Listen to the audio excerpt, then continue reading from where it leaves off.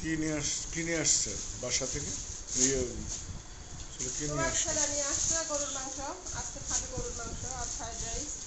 খাসির মাংস খাইতে খাইতে ক্লান্ত। হ্যাঁ, খাসির মাংস খায় পড়তে পড়তে না, গরুর মাংসের মতো নাকি মাংসই হয় না। এটা দিয়ে কি খাবে? এটা এমনি ভুনা করব আর ফ্রাইড রাইস রান্না করব। আর দেখো তোমার জন্য কলিজা নিয়ে আসছে। কলিজাটা তোমার মনে হচ্ছে ভালো না?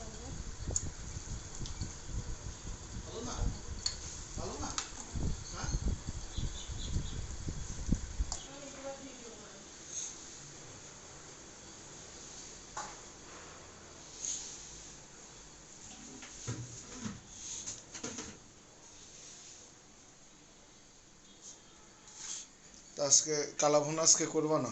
না, আজকে কালা ভুনা করব না, কারণ কালা ভুনার সাথে সাদা পোলাও ছাড়া ভালো লাগে না। সাদা পোলাও আর কালা ভুনা ভালো লাগে। আজকে ফ্রাইড রাইস করবো, এমনি গরুর মাংস ভুনা করবো। আমি থালা বাসনগুলো ধুয়ে তারপরে গরুর মাংস। ফ্রাইড রাইসে সব কিছু আছে? হ্যাঁ, মশলা টশলা সব আছে? মানে সব মশলা মটরশুঁটি, আছে। ওই যে গাজর, কিসের মশলা? বুঝছি মটরশুঁটি গাজর এগুলো আছে? মটরশুঁটি আছে, গাজর আছে, ব্রোকলি আছে, ধরে দেওয়া আছে, তাই দিয়ে আজকে ফ্রাইড রাইস রান্না করবো। তবে এদের একটা জিনিস আমি জানতে পেলাম যে ফ্রিজে আসলে মশলা বেটে আমরা যে রেখে দিই এগুলো আসলে মোটেও ঠিক না। রেখে দিই খাওয়া স্বাস্থ্যের জন্য ক্ষতিকর। তো আমরা অবশ্যই চেষ্টা করব টাটকা টাটকা মশলাগুলো খাওয়া।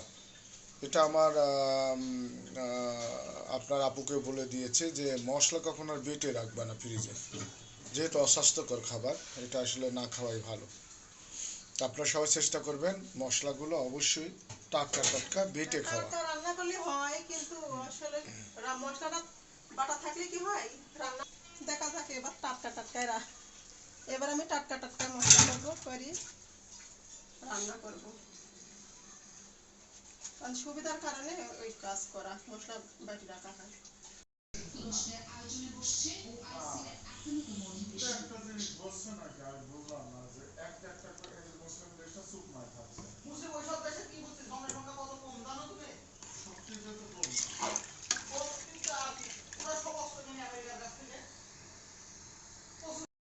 রান্নার জন্য সব কিছু রেডি করে নিয়েছি। এখানে মটরশুঁটি, গাজর, পেঁয়াজ, কাঁচামরিচ, ফ্রাইড রাইস রান্না করব। আর এখানে পাউরুটি রান্না করতে করতে হুকুম হয়েছে পাউরুটি ভেজে খাবে। আর এখানে গরুর মাংস ধুয়ে প্রেশার কুকারে সিটি দিয়ে নিয়েছি। আর রান্না করার জন্য পেঁয়াজ মরিচ কেটে রেডি করে নিয়েছি।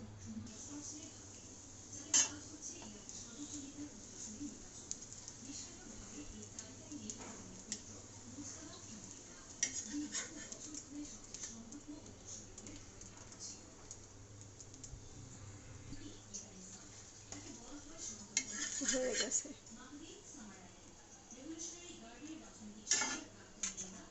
এবার দিয়ে আসি।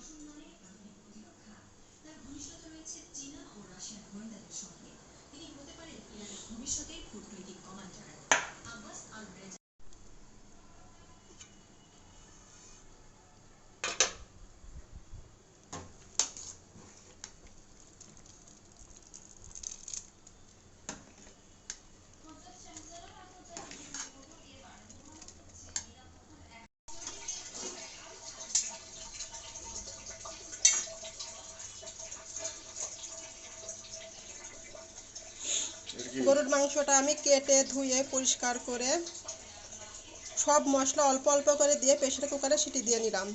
রান্নাটা তাড়াতাড়ি তাহলে হয়ে যাবে। রান্না করার জন্য কড়াইতে সরিষার তেল দিয়ে দিচ্ছি। দিয়ে দিলাম পেঁয়াজ, কাঁচামরিচ, গরম মশলা আর গোটা রসুন।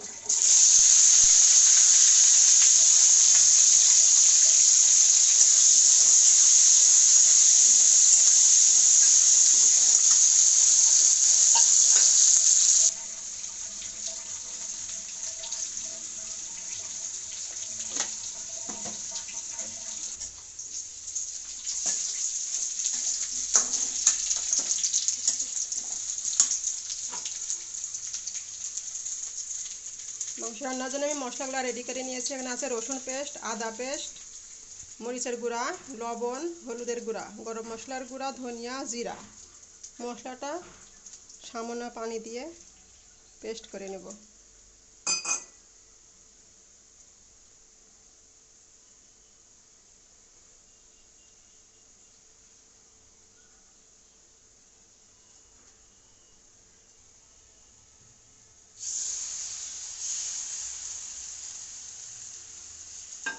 কি টক দই লাগে এর সঙ্গে?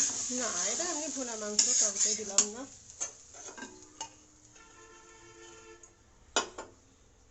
মশলার বাটিটা ধুয়ে সামান্য একটু পানি দিয়ে দিলাম। দর্শক, প্রিয় দর্শক, আপনাদের আমন্ত্রণ রইল আপনার আপুর হাতের এই সুন্দর সুস্বাদু রান্নাটা খাওয়ার জন্য। সবাই চলে আসবেন আর অবশ্যই সুন্দর সুন্দর গঠনমূলক কমেন্ট করবেন, কেমন হলো জানাবেন। আপনার আপু আর আমি নতুন করে আপনার আপুর চ্যানেলে আমরা নতুন ভিডিও আপলোড দিচ্ছি। এখন থেকে বাসায় আমরা চেষ্টা করব আপনাদের আপনার আপু আমি কি করি সেগুলো তুলে ধরে। আমার মশলাটা কষানো হয়ে গেছে, আমি এবারে সিদ্ধ করা মাংসটা দিয়ে দিলাম। এইভাবে রান্না করলে তাড়াতাড়ি রান্নাটা হয়ে যায়।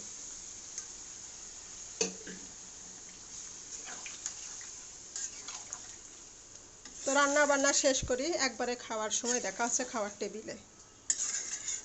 সে পর্যন্ত আমাদের সঙ্গে থাকতে কিন্তু ভুলবেন না, আর অবশ্যই কেমন হলো মতামত দিতেও দেরি করবেন না।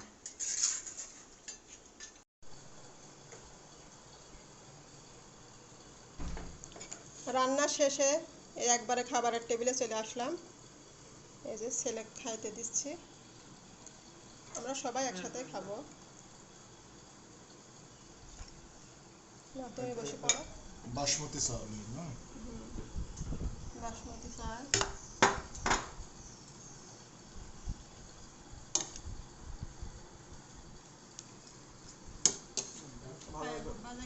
আমরা অবশ্য বাসাতে স্টিলের প্লেটে খাবারটা বেশিরভাগই খাওয়া পছন্দ করি।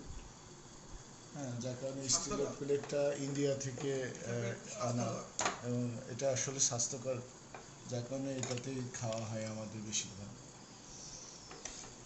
আজকে আপনার আপু আর আমি এই নতুন ভিডিও থেকে বিদায় নিতে চাই। আবার অন্য কোনো ভিডিও তে দেখা হবে।